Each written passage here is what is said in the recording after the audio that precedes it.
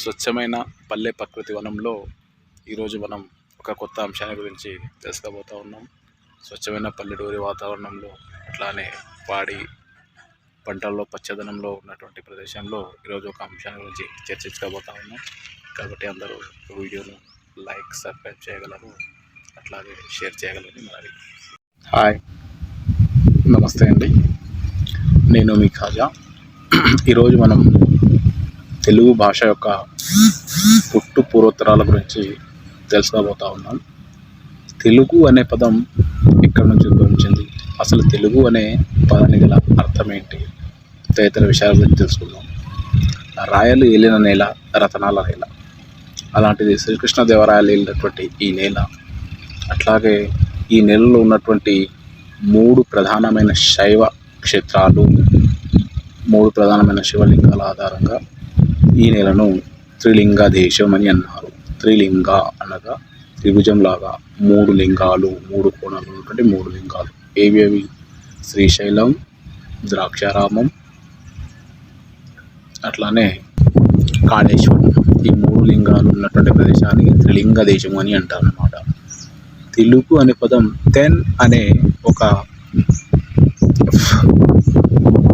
Then అనే సంస్కృత పదం నుండి ఉద్భవించింది అనమాట. తెన్ అనగా దక్షిణ దిక్కు అన్నమాట.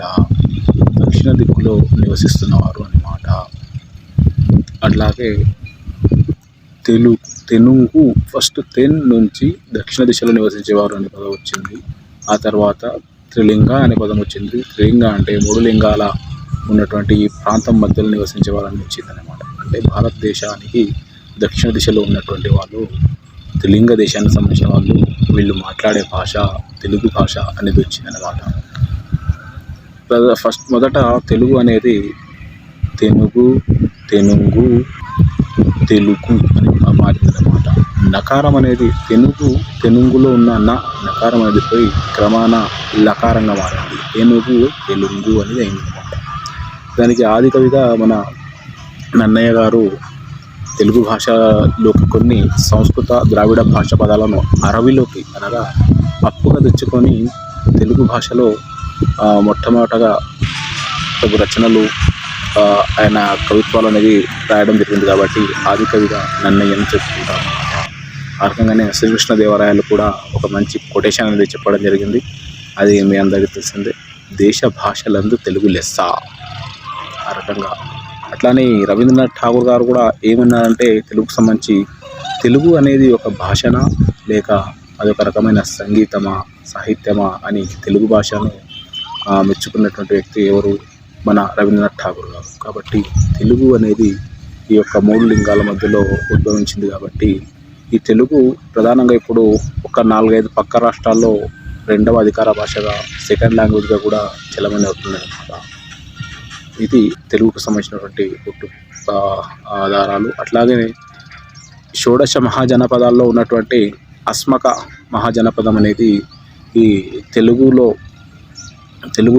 నేలలో ఏలినటువంటి మొట్టమొదటి రాజ్య పరిపాలన అస్మక రాజ్యంలో పరిపాలించడం జరిగింది. ఈ అస్మక రాజ్యం యొక్క చరిత్ర ఆధారంగానే బాహుబలి అనే ఒక సినిమా కూడా రావడం జరిగింది. అది మనందరికీ తెలిసిన విషయమే, అందరు చూశారు. కాబట్టి ఈ యొక్క తెలంగాణ నేలను, తెలుగు నేలను, ఈ త్రిలింగ దేశాల మధ్యలో ఉన్న జనాన్ని పరిపాలించినటువంటి షోడశ మహాజనపదాల్లో, అంటే 16 మహాజనపదాలలో ఒకటైనటువంటి అస్మక రాజ్యం అనేది ఈ తెలుగు నేలను ఏలింది. కాబట్టి ఆ అస్మక రాజవంశాన్ని కథ ఆధారంగానే బాహుబలి అనే సినిమా వచ్చింది. కాబట్టి తెలుగు యొక్క పుట్టు పూర్వోత్తరాలు ఈ రకంగా ఉన్నాయన్నమాట. తెలుగుకు సంబంధించి 56 అక్షరాలు ఉన్న విషయం మీ అందరికీ తెలిసిందే. అది ఆ నుండి రౌతి వరకు మొత్తం 56 అక్షరాలు ఉంటాయి. అందులో ఒక 4 అక్షరాలు చలమణిలో ఉన్నాయి, వాటికి బదులుగా వేరే అక్షరాలు వాడుతున్నారు. ఏదేమైనా 56 అక్షరాలతో తెలుగు అనేది ఉంది. కాబట్టి తెలుగు భాష ప్రావీణ్యత ఈ రకంగా ఉంది. కాబట్టి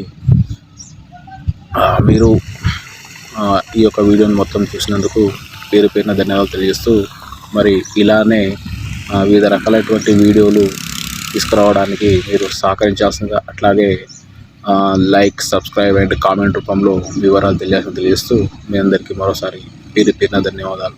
నమస్తే, ఉంటాను.